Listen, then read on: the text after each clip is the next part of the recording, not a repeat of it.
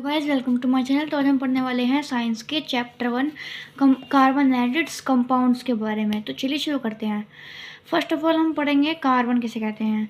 Carbon एक element है और कंपाउंड्स उन्हें कहते हैं जैसे हम दो एलिमेंट्स को मिलाकर एक नया मतलब कंपाउंड बनाते हैं तो उसे कंपाउंड कहते हैं। ठीक है, तो कार्बन एक एलिमेंट है और इस चैप्टर में हम पढ़ेंगे कार्बन से बने हुए कंपाउंड्स के बारे में। तो पहले हम देखते हैं इलेक्ट्रॉन्स, न्यूट्रॉन्स और प्रोटॉन्स किसे कहते हैं। जैसे ये एलिमेंट है कार्बन, ठीक है, कार्बन के इतने छोटे छोटे बिल्कुल छोटे छोटे जो पार्ट हैं उन्हें एटम कहेंगे। और एटम के अंदर जो है ये ऐसी 4 रिंग्स होती हैं। कार्बन एक एलिमेंट है, उसके जो छोटे छोटे एटम हैं, कार्बन के एटम के अंदर ये डायग्राम जो है वो बना होता है। जैसे ये 4 रिंग होंगी और यहाँ पर प्रोटॉन्स होंगे 4 और 4 ही न्यूट्रॉन्स होंगे और 4 ही इलेक्ट्रॉन्स होंगे। इलेक्ट्रॉन्स कौन से होते हैं? इलेक्ट्रॉन्स होते हैं ये 4, प्रोटॉन्स होते हैं ये जो हाईलाइट हुए हैं और न्यूट्रॉन्स होते हैं ये 4। तो जो प्रोटॉन्स होते हैं उनके पास पॉजिटिव चार्ज होता है, के पास जो है वो पॉजिटिव चार्ज होता है, मतलब इनके पास पॉजिटिव चार्ज हुआ तो इलेक्ट्रॉन्स के पास नेगेटिव चार्ज होगा। और न्यूट्रॉन्स के पास पॉजिटिव भी होता है और नेगेटिव भी होता है। ठीक है, मतलब इसके पास दोनों चार्ज होते हैं। तो जो प्रोटॉन है उसके जो राउंड है, जो इलेक्ट्रॉन्स है वो फ्लो करते हैं। तो जब हम क्यों करते हैं वो? क्योंकि जो इलेक्ट्रॉन्स है और प्रोटॉन्स है उनके बीच में रिपेल है। जब हम पॉजिटिव और नेगेटिव चार्ज को पास में लाते हैं तो ये एक दूसरे को रिपेल करते हैं। जैसे ये मैग्नेट है, इसकी हमने साउथ ली और ये दूसरा मैग्नेट है, इसकी भी हमने साउथ ली। हम दोनों को पास पास लाएंगे तो ये दोनों पास पास चिपकेंगे नहीं, ये दोनों एक दूसरे को रिपेल करेंगे। ठीक है, तो यहाँ पर प्रोटॉन्स के पास है पॉजिटिव, ये नेगेटिव, तो ये पास पास नहीं आएंगे, मतलब चिपकेंगे नहीं, ये रिपेल करेंगे। ठीक है, और अब हम पढ़ते हैं कार्बन किसे कहते हैं। तो कार्बन जो है वो एक एलिमेंट है। Carbon is an element. There are many compounds of carbon. Carbon से बहुत सारे कंपाउंड जो है वो फॉर्म हो सकते हैं। एग्जाम्पल ब्लड जो है हमारा वो भी कार्बन से बना होता है, मतलब पूरा कार्बन से नहीं बना होता है, कहीं कहीं उसमें कार्बन होता है। स्किन में भी मोस्ट ऑफ ऑल कार्बन होता है। बोन्स में 12% कार्बन होता है। मसल्स में भी काफ़ी कार्बन होता है। ग्रेफाइट में कार्बन होता है। जो ये जैसे ये पेंसिल है तो इसकी जो नीड हुई ये ग्रेफाइट से बनी होती है। और डायमंड में भी काफ़ी कार्बन होता है। ऐश में भी कार्बन होता है। जैसे हम एक पेपर लेंगे, उसको हम बर्न करेंगे तो बाद में जो हमारे पास वो बचता है कंपाउंड, वो ऐश बोलते हैं उसको। तो इसमें भी कार्बन होता है। वुड में भी कार्बन होता है और कोल में तो कार्बन होता ही है। अब हम देखते हैं फॉर्म्स ऑफ कार्बन के बारे में। There are 2 forms of carbon, crystalline and non crystalline. Crystalline forms में 2 होते हैं, diamond and graphite. Non crystallization form में 4 होते हैं, lamp black, wood charcoal, animal charcoal और शुगर चारकोल। तो क्रिस्टलाइन फॉर्म किसे कहते हैं? क्रिस्टल्स किसे कहते हैं? जो चमकदार होते हैं। तो जो भी कंपाउंड चमकदार होता है जो कार्बन से बना होता है तो उसे क्रिस्टलाइन फॉर्म कहते हैं कार्बन की। जो कि डायमंड है, डायमंड भी क्रिस्टल होता है एक, और ग्रेफाइट भी एक क्रिस्टल होता है। ठीक है, और पहले हम पढ़ते हैं क्रिस्टलाइन फॉर्म्स ऑफ कार्बन के बारे में, मतलब डायमंड और ग्रेफाइट के बारे में। तो पहले हम पढ़ते हैं डायमंड के बारे में। The diamond is the hardest non substance. जो डायमंड है वो सब दुनिया में सबसे हार्ड एक एलिमेंट है। It is a transparent element. ये जो होता है वो ट्रांसपेरेंट होता है। ट्रांसपेरेंट एलिमेंट उन्हें कहते हैं जिनसे जो लाइट है वो पूरी पास हो जाती है, जैसे हमारा mirror. It is used for cutting various elements. ये बहुत सारे एलिमेंट्स को कट करने के लिए यूज़ होता है, क्योंकि इसके ब्लेड भी हम बना सकते हैं। अगर हम डायमंड के ब्लेड बना ले तो वो किसी भी हार्ड से हार्ड चीज़ को काट देगा। और because it is use the cutting blade, क्योंकि वो कटिंग ब्लेड के लिए यूज़ होता है। The diamond is also called rigid tetrahedral. अब डायमंड को रिगिड टेट्राहेड्रल क्यों कहते हैं, अब ये समझेंगे हम। तो डायमंड को रिगिड टेट्राहेड्रल क्यों कहते हैं? क्योंकि वो कार्बन से बना होता है फर्स्ट ऑफ ऑल तो। और जो कार्बन के मैंने आपको बताया था उनके जो एटम का स्ट्रक्चर वो ऐसा होता है। ठीक है, और इसमें जो है ये 4 होती है, एक रिंग होगी, ये दूसरी रिंग होगी, ये थर्ड रिंग होगी, ये फोर्थ रिंग होगी। तो इसकी फोर्थ रिंग को हम टेट्रा बोलते हैं, टेट्रा, ठीक है। और ये पूरा जो डायमंड है वो कार्बन से बना होता है, तो कार्बन के एटम की लास्ट रिंग को हम टेट्रा बोलते हैं, इसलिए इसको साइंटिस्ट्स ने नाम दिया टेट्राहेड्रल, रिगिड टेट्राहेड्रल। रिगिड का मतलब होता है जो टूट नहीं सकता या फिर बहुत मशक्क़तों के बाद टूटता है। अब हम फिर से आते हैं डायमंड के ऊपर। The diamond is also called rigid tetrahedral because of its structure, हमने पढ़ लिया। Diamond is mainly found in the Satna जो कि मध्य प्रदेश में है, बंदा जो कि उत्तर प्रदेश में है, एंड गुलकंद जो कि कर्नाटका में है। और इन सब में गुलकंद जो कि कर्नाटका में है, इसमें बहुत सारा डायमंड पाया जाता है इंडिया में। अब हम पढ़ते हैं ग्रेफाइट के बारे में। Graphite is a element which is made up of carbon. Graphite एक एलिमेंट है जो कि कार्बन से बना होता है। It is a light substance, ये बहुत लाइट सब्सटेंस होता है, मतलब डायमंड तो बहुत हार्ड होता है और ये ग्रेफाइट है ये बहुत हल्का होता है। डायमंड तो टूटेगा नहीं है, बहुत आसानी टूट जाता है। और डायमंड जो होता है ना वो एक बैड कंडक्टर होता है इलेक्ट्रिसिटी और हीट का। मतलब जैसे हमने यहाँ पे डायमंड रखा और यहाँ पे हमने इससे तार कनेक्ट करी और ये है हमारी बैटरी, तो बैटरी से यहाँ करंट जाएगा ना तो यहाँ पे रुक जाएगा क्योंकि ये बैड कंडक्टर है इलेक्ट्रिसिटी का और ऐसे ही हीट का है।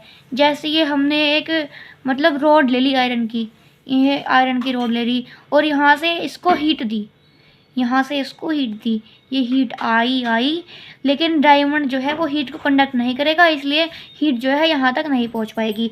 बल्कि ग्रेफाइट इसका उल्टा होता है। ग्रेफाइट जो है गुड कंडक्टर होता है, हीट का भी इलेक्ट्रिसिटी का भी, ठीक है। देखो यहाँ पे लिखा हुआ भी है, it is a good conductor of heat and light, it is used in our pencil lid.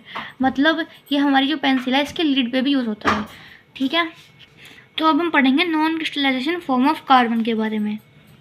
तो non crystallization form of carbon में पहले हम पढ़ते हैं वुड चारकोल के बारे में। वुड चारकोल किसे कहते हैं? तो जो वुड होती है वो हमारी कार्बन से बनी हुई होती है और जब हम कार्बन से बनी हुई वुड को हीट करते हैं तो हमें एक एलिमेंट मिलता है, उसे हम बोलते हैं वुड चारकोल। जो कि हमारा जो है, जैसे हम एक पतीला लेंगे उसमें हम वुड चारकोल को डाल देंगे बहुत सारा और उसके ऊपर आग लगाएंगे तो वो जो है आग को फैला देगा। जैसे हमारा कोल जो काम करता है वही वुड चारकोल भी काम करता है। और अब हम पढ़ेंगे एनिमल चारकोल के बारे में। एनिमल चारकोल मतलब नाम में एनिमल है, मतलब ये एनिमल की हड्डियों को बर्न कर कर जो हमारे पास बनता है उसे एनिमल चारकोल कहते हैं। By burn the bones of animals charcoal is prepared which contain 12% of carbon. It is used to enhance the taste of the sugarcane juice. जो एनिमल चारकोल है उसके अंदर 12% कार्बन होता है और ये जो है जैसे फैक्ट्रीज से जो शुगरकेन जूस आता है उसमें ये डल जाता है उसके टेस्ट को इन्हेंस करने के लिए। तो अब हम पढ़ते हैं शुगर चारकोल किसे कहते हैं। By burn the crystals of the sugar in the sulphuric acid sugar charcoal is prepared. जैसे हम शुगर को एक एसिड लेंगे सल्फ्यूरिक एसिड जिसका केमिकल फॉर्मूला होता है H2SO4। हम शुगर लेंगे और इसको H2SO4 में डालेंगे तो हमारे पास जो बनेगा वो होता है शुगर चारकोल। शुगर चारकोल तो बनेगा ही, उसके साथ हमारे पास कार्बन भी बनेगा, ठीक है। और हम पढ़ते हैं लैम्प ब्लैक के बारे में। तो लैम्प ब्लैक को सूट भी बोलते हैं, soot. By burn the oil and wax lamp black is prepared which contain carbon. जब हम किसी मिनरल ऑयल या फिर वेजिटेबल ऑयल को बर्न करते हैं, जैसे हमने एक ये पतीला लिया इसमें हमने वेजिटेबल ऑयल डाल दिया, इसको बर्न करेंगे तो लास्ट में ना काला काला सब्सटेंस बचता है, उसको हम लैम्प ब्लैक बोलते हैं। और लैम्प ब्लैक का ना एक कलर भी आता है, जो ड्राइंग करते हैं ना उनके काम में आता है लैम्प ब्लैक का कलर। अब हम पढ़ेंगे हाइड्रोकार्बन्स के बारे में। तो हाइड्रोकार्बन्स किसे कहते हैं? What is hydrocarbons? The compounds which contain carbon and hydrogen is called hydrocarbons. मतलब अभी मैंने आपको बताया कि नहीं, दो एलिमेंट को मिलाकर जो एलिमेंट बनता है उसको हम कंपाउंड कहेंगे। इसमें क्या है, जैसे ये एलिमेंट तो हमारा हो गया कार्बन और ये एलिमेंट हो गया हमारा हाइड्रोजन। क्या हो गया? हाइड्रोजन। इन दोनों को मिलाकर जो एलिमेंट बनता है उसे हम हाइड्रोकार्बन्स कहते हैं। मतलब किन्हीं दो कार्बन और हाइड्रोजन को मिलाकर जो एलिमेंट बनेगा उन्हें हम हाइड्रोकार्बन्स कहेंगे। और there are two types of hydrocarbons, first is saturated और सेकंड इज अनसैचुरेटेड हाइड्रोकार्बन्स। पहले हम पढ़ेंगे सैचुरेटेड हाइड्रोकार्बन्स के बारे में। The hydrocarbons in which between two carbon atoms a single bond is found is called saturated hydrocarbons। ऐसे hydrocarbons जो दो कार्बन एटम्स के बीच में एक सिंगल बॉन्ड पाया जाता है उनको हम सैचुरेटेड हाइड्रोकार्बन्स बोलते हैं। सिंगल बॉन्ड का क्या मतलब है? Sharing of two electrons. मतलब जैसे ये हमारा एक कार्बन है, ये हमारा दो कार्बन है, दूसरा कार्बन है, तो एक कार्बन को हमारे चाहिए 4 इलेक्ट्रॉन्स, इसके पास हैं 2 इलेक्ट्रॉन्स, इसको भी चाहिए 4 इलेक्ट्रॉन्स, इसके पास है 2 इलेक्ट्रॉन्स। तो ये ना कुछ शेयरिंग कर लेंगे अपने 2-2 इलेक्ट्रॉन्स की, तो इसको ही हम सिंगल बॉन्ड बोलते हैं। मतलब अगर हम दो कार्बन के बीच में सिंगल बॉन्ड लगा देंगे तो इसका मतलब होता है इन दोनों कार्बन ने 2-2 इलेक्ट्रॉन्स की शेयर करी है। और जैसे ये एक इसकी लंबी सी चेन बन जाती है तो इसको हम बोलते हैं कार्बन चेन। ठीक है, मैंने यहाँ पे लिखा हुआ भी है। इसको ये जो लाइन होती है छोटी सी, इसको हम शेयरिंग ऑफ 1 इलेक्ट्रॉन बोलते हैं, सॉरी 2 इलेक्ट्रॉन्स। तो जैसे दो कार्बन के बीच में ये वाला आ गया सिंगल बॉन्ड, सॉरी 2 हाइड्रोकार्बन्स के बीच में ये सिंगल बॉन्ड आ गया, तो फिर ये हो गया हमारा सैचुरेटेड हाइड्रोकार्बन। और ये पूरा ऐसे होता है, देखो ये पूरा ऐसे होगा। अब हम पढ़ते हैं अनसैचुरेटेड हाइड्रोकार्बन्स के बारे में। The hydrocarbons in which between two carbon atoms double bond और ट्रिपल बॉन्ड इज फाउंड। इसमें बिल्कुल उल्टा है, इसमें दो कार्बन एटम्स के बीच में डबल बॉन्ड या फिर ट्रिपल बॉन्ड फाउंड होगा। डबल बॉन्ड का मतलब सिंपल है 4 इलेक्ट्रॉन्स का शेयर होगा, ट्रिपल बॉन्ड का सिंपल है 6 इलेक्ट्रॉन्स का शेयर होगा। मतलब ये दो कार्बन है, इसके पास तो हैं जैसे 8 इलेक्ट्रॉन्स, इसके पास भी है 8 इलेक्ट्रॉन्स, दोनों को चाहिए 10 इलेक्ट्रॉन्स, दो हैं तो इनकी शेयर कर लेंगे।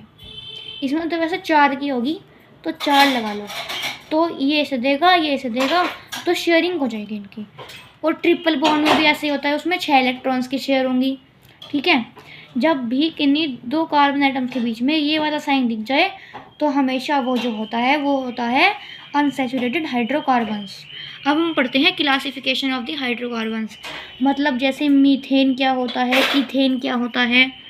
तो क्लासिफिकेशन ऑफ हाइड्रोकार्बन्स में हम पढ़ेंगे, जैसे एक कार्बन एटम है, अच्छा कार्बन एटम को ना सी से डिनोट करते हैं। ठीक है, एक कार्बन एटम को हम बोलेंगे मिथ, 2 कार्बन एटम को बोलेंगे इथ, 3 को प्रॉप, 4 को पट ब्यूट और 5 को पेंट और 6 को हेक्स। ठीक है, तो एक कार्बन एटम और इसके बीच में सिंगल बॉन्ड हो तो बोलेंगे मीथेन, और 2 कार्बन एटम के बीच में सिंगल बॉन्ड हो इथेन, और 3 कार्बन एटम के बीच में अगर सिंगल बॉन्ड हो तो प्रोपेन, 4 कार्बन एटम के बीच में single bond butane, 5 carbon atom के बीच में single bond pentane, 6 carbon atom के बीच में सिंगल बॉन्ड हेक्सेन, और ऐसे ही एक कार्बन के बीच में डबल बॉन्ड मीथीन ना कि मीथेन, मीथीन।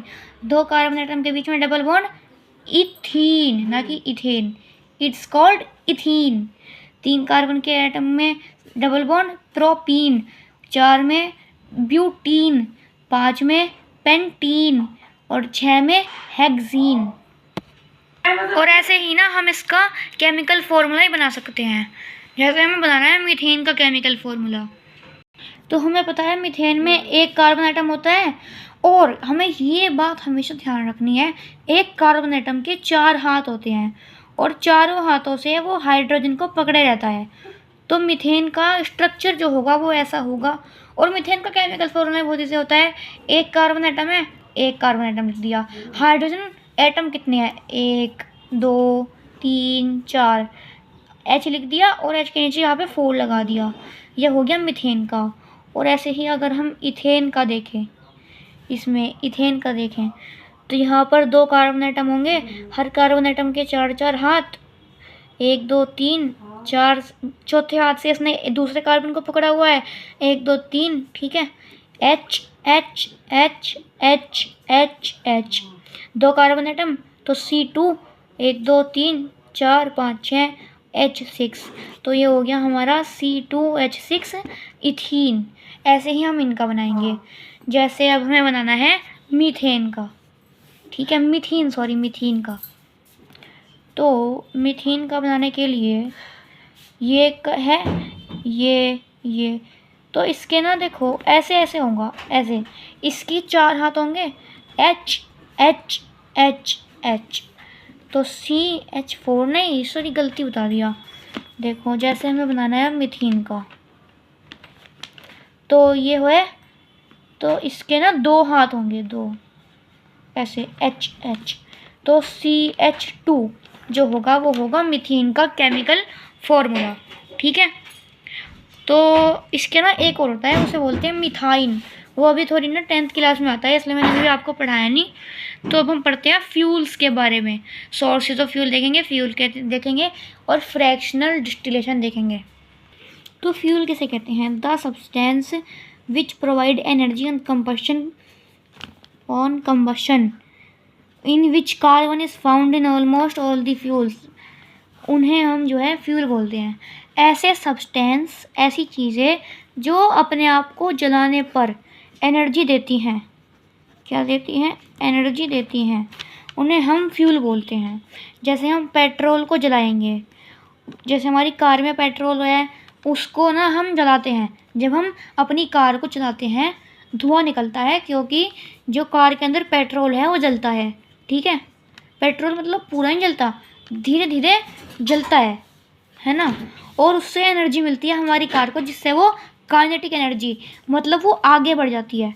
काइनेटिक एनर्जी मतलब जो चीज़ मोशन में होती है ना, उसके पास काइनेटिक एनर्जी होती है, ठीक है। और ना सारे फ्यूल्स में कार्बन पाया जाता है, पेट्रोल क्यों ना हो, डीजल क्यों ना हो, केरोसिन क्यों ना हो, कोल क्यों ना हो। तो हम देखते हैं सोर्सेज ऑफ फ्यूल के बारे में। पहले हम देखते हैं बायोमास। बायोमास किसे कहते हैं? जैसे प्लांट्स के वेस्ट को, जैसे पत्ते हो गए, स्टेम्स हो गए, मिट्टी होगी, इनसे जो मतलब एक ना एनर्जी बनाई जाती है। बायोमास की एक वो होती है कंडक्शन फैक्ट्री। काव डंग, जैसे गाय का गोबर है, और इसको ना गोबर गैस भी बोलते हैं। इनसे ना एनर्जी बनाई जाती है गोबर गैस प्लांट में, है ना। तो इन सब चीज़ों से बनी हुई एनर्जी बायोमास होती है, बायोमास एनर्जी बोलते हैं उसको, ठीक है। और हम देखते हैं ऑयल वेल्स के बारे में। तो जहाँ पर जो कच्चा तेल पाया जाता है उन्हें हम ऑयल वेल से बोलते हैं। जो कच्चा तेल है उससे ना पेट्रोल, डीजल, केरोसिन भी मिल जाता है। अब हम देखते हैं कोल माइंस। कोल जो है एक फ्यूल है, ठीक है। जैसे हम एक चूल्हे में कोल डालेंगे तो वो एनर्जी प्रोवाइड करता है हमें। Coal is a fuel, it is obtained in the solid form, it is also a fuel. Coal जो है एक फ्यूल है जो कि सॉलिड फॉर्म में हमें ऑब्टेन होता है, ठीक है। और हम देखते हैं स्टेट्स ऑफ फ्यूल के बारे में। तो अब हम पढ़ते हैं स्टेट्स ऑफ फ्यूल के बारे में। तो 3 होती है, मतलब एक जैसे सब्सटेंस है उसकी 3 स्टेट होती है, solid, liquid and gas. Solid fuel coal हो गया, liquid fuel kerosene, petrol, diesel हो गया, gaseous fuel natural gas, petroleum gas हो गया। एलपीजी गैस भी होता है, एलपीजी गैस जो कि हमारे सिलेंडर्स में होती है, जो हमारे घर में आती है। वाटर गैस, कोल गैस भी है जो होती है हमारे घर में सिलेंडर में होती है। गोबर गैस भी हमारे सिलेंडर्स में होती है। और types of fuels, house hold fuels, industrial fuels, rocket fuels. House hold fuels तो वो हो गए जो हमारे हाउसेस में फ्यूल्स काम आते हैं, जो इंडस्ट्रीज़ में काम आते हैं, और जो रॉकेट्स में काम आते हैं। हाउस होल्ड फ्यूल्स हो गए हमारे kerosene, petrol, diesel, coal, wood. हम जैसे खाना बनाने के लिए कैरोसिन का भी यूज़ करते हैं, या फिर कैरोसिन को तो लैंप में भी यूज़ करते हैं, और पेट्रोल को भी हम घर में कभी कभार यूज़ करते हैं। डीजल को तो करते ही है, और कोल को भी करते हैं, वुड को भी करते हैं, चूल्हे में।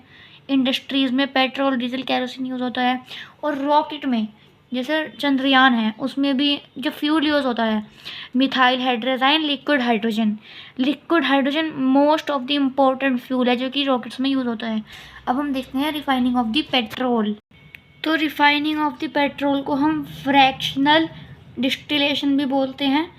जैसे हमने यहाँ पे पेट्रोल लिया और हमने इसके नीचे आग लगाई, सॉरी इसको पेट्रोल नहीं, क्रूड ऑयल मतलब कच्चा तेल जो कि दुबई वगैरह में पाया जाता है, इसमें आग लगाएंगे तो 400, 500, 600, तो 600 डिग्री सेल्सियस में जो मतलब सबसे हल्का होगा क्रूड ऑयल में।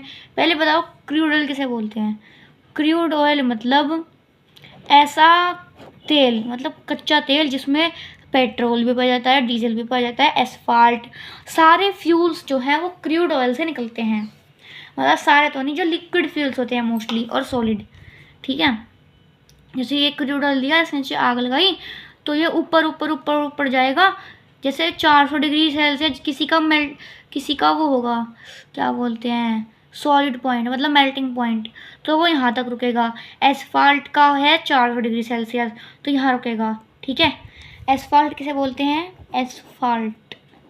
एस्फाल्ट जो है उसे तार बोलते हैं, तार। तो उसका तार जो है हिंदी मीनिंग होता है, जो कि रोड की कंस्ट्रक्शन में काम आता है, ठीक है। तो फ्रैक्शनल डिस्टिलेशन उसे बोलते हैं, कच्चे तेल को जलाते हैं और 400, 500, 600 डिग्री सेल्सियस में जो जो एलिमेंट आते हैं, जो डीजल आते हैं, मतलब जो क्या बोलते हैं, पेट्रोल या फिर हम कहते हैं फ्यूल्स आते हैं, उन्हें हम बोलते हैं फ्रैक्शनल डिस्टिलेशन। अब हम देखते हैं ऑर्गेनिक और इनऑर्गेनिक सब्सटेंसेस किन्हें बोलते हैं। Organic substances, the substances which are prepared from plants etc. are called organic substances. Example alcohol, vinegar, urea, sugar etc. ऐसे substances जो कि किन्हीं दो organic substance को मिलाकर बने उन्हें हम organic substance कहते हैं। जैसे alcohol, ये ग्रेप्स से बनती है और एक एसिड होता है वो भी ऑर्गेनिक होता है। तो अल्कोहल जो है वो ऑर्गेनिक सब्सटेंस हो गया क्योंकि वो ऑर्गेनिक सब्सटेंस से बनाए कर मिलती है। ऑर्गेनिक सब्सटेंस मतलब जो कि हमें इंडस्ट्रीज से नहीं मिल सकते बेसिकली, है ना। और इनऑर्गेनिक सब्सटेंसेस जो हमें इंडस्ट्रीज से मिलते हैं, या फिर नॉन लिविंग थिंग्स जैसे रॉक्स है और वाटर है, इन सब चीज़ों से जो मिलाकर हम बनेगा उसे इनऑर्गेनिक सब्सटेंस बोल देते हैं। जैसे हाइड्रोक्लोरिक एसिड है, वो हाइड्रोजन और क्लोराइड को मिला के मिलता है, इसलिए इसे बोल देंगे sodium chloride HCl plus Na को मिलाकर बनेगा NaCl। तो ये मतलब नॉन लिविंग थिंग से मिला। हाइड्रोक्लोरिक एसिड मतलब ऐसा रॉक्स से बनता है हाइड्रोक्लोरिक एसिड, तो इंडस्ट्रीज़ में भी पाया जाता है। सोडियम भी इंडस्ट्रीज़ के द्वारा बनाया जाता है, इसलिए इसे बोल देंगे इनऑर्गेनिक सब्सटेंस। ऐसे सब्सटेंस जो कि इंडस्ट्रीज से बनाए जाते हैं उन्हें इनऑर्गेनिक सब्सटेंस बोलते हैं। First organic substance was prepared by Waller in the year 1828।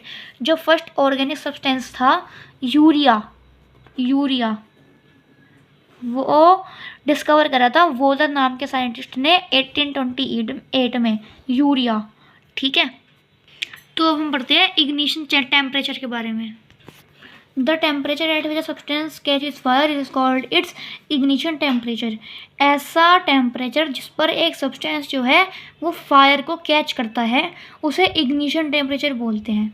बस आज के लिए इतना ही। अगर आपको वीडियो पसंद आई हो तो लाइक करें, शेयर करें, सब्सक्राइब करें। Thank you, love you to watching this video.